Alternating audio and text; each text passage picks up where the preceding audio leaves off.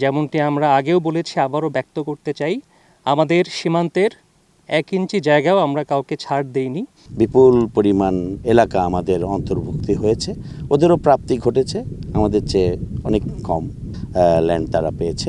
BSF আর আমাদের এই BJP এক জায়গাতে বৈঠক করি, আমাদের ভারতে আমাদের এই বাংলাদেশে জমি মেলা ছিল, ওই জমিটা বাহির করলো এরা। এটা কুষ্টিয়া ব্যাটালিয়নের অধীনে 40 পাড়া বিওপির যে দায়িত্বপূর্ণ এলাকা, বর্ডার এলাকা আছে, আপনারা দেখতে পাচ্ছেন।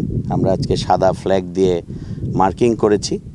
এটি পদ্মা নদীর একটা শাখা নদীর গতিপথ পরিবর্তিত হয়ে যাওয়ার কারণে আগে আমাদের ওই শাখা নদী বরাবরই, এই জায়গাটাই আগে শাখা নদীটা ছিল, বরাবরই নদীর রেফারেন্স পিলারের মাধ্যমে আমাদের বাউন্ডারি পিলারটা মার্কিং করা ছিল। হ্যাঁ, এটা আন্তর্জাতিক সীমারেখা এবং এটি হচ্ছে পরবর্তীতে আমরা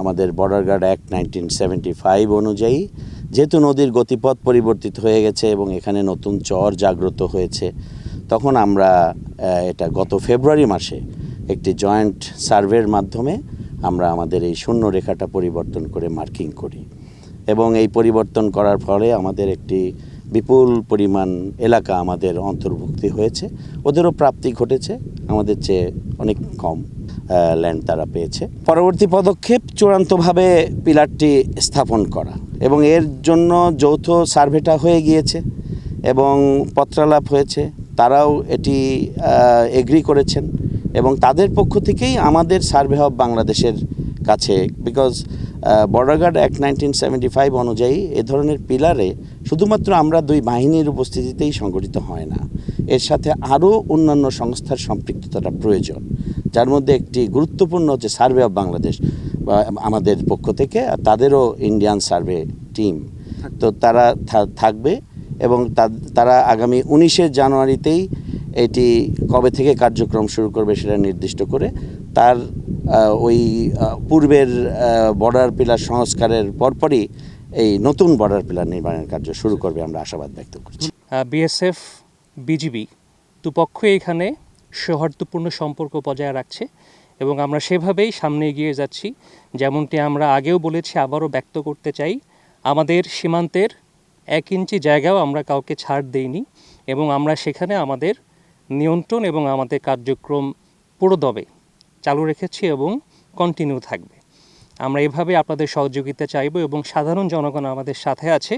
আমরা পারস্পরিক সৌহার্দ্যপূর্ণ সম্পর্কের ভিত্তিতে লোকালি এবং ইন্টারন্যাশনালি সব ক্ষেত্রেই আমরা আমাদের যে রেপুটেশন সেটা আমরা বজায় রেখে সামনে এগিয়ে যাব। আমাদের অনেক জমি ফেরত পেয়েছি ভারতের তরফ থেকে, আর এখন বর্তমান অবস্থায় 5 আগস্টের পর থেকে সীমান্তে একটু উত্তেজনা বিরাজ করছিল, এখন আলহামদুলিল্লাহ ভালোই, এখন কোনো সমস্যা নেই।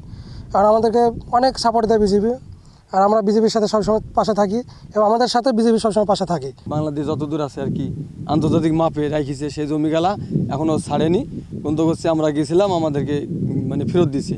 গাড়ি ঘোড়া নিয়ে আবাদ করার জন্য বিছন টিছন নিয়ে গেছিলাম, গমের বিছন, ওগুলো দিয়ে ফেরত দিচ্ছে যে আপনাদের এখনও কোনো সঠিক মাপ হয়নি, সঠিক মাপ হলে আমরা ছাড়িয়ে দেবো। বিএসএফ আর আমাদের এই বিজেপি এক জায়গাতে বৈঠক করি, আমাদের ভারতে আমাদের এই বাংলাদেশে জমি মেলা ছিল, ওই জমিটা বাহির করলো এরা করি, আমরা এখন খুব সন্তুষ্ট, আবাদ করব, আমরা ফসল ফলাবো, খাবো, এতে খুব সন্তুষ্ট।